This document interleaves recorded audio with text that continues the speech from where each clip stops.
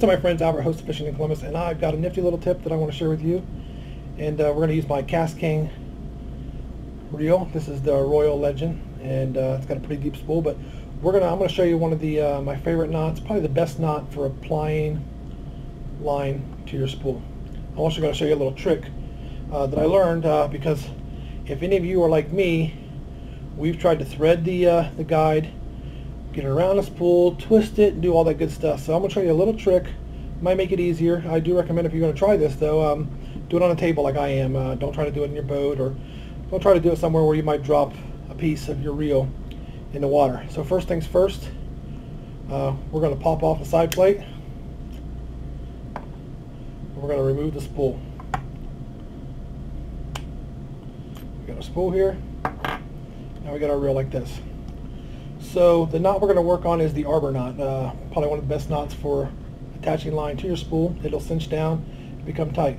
So rather than trying to feed the line through here, deal with getting it around the spool, we still need to feed it through this line guide, and then we're going to bring it out the side of the reel like this. So we got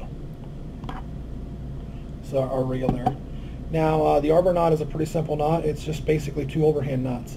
So we're going to tie a little overhand knot, just a small one. Alright, so there is our first little overhand knot.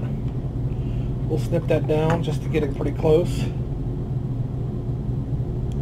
There we go. Not all the way. Now, here's the key part. And this will work for any type of reel, but your next overhand knot, it's got to be around your line. So what we're going to do is we're going to make ourselves enough room here.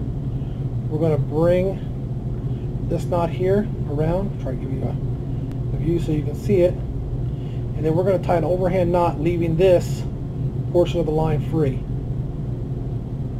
So now we got our little overhand knot.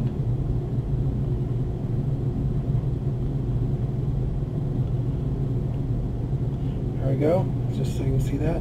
We're going to tighten that one down. So now we've got what essentially is a noose with a tag in. You can make this a little bigger. Now if this is a spinning reel, I would simply open the bail, slide this over, cinch it down, and then flip the bail back on, start spooling. But for this, so we're not fidgeting with all that, we're just going to put this around the spool like this.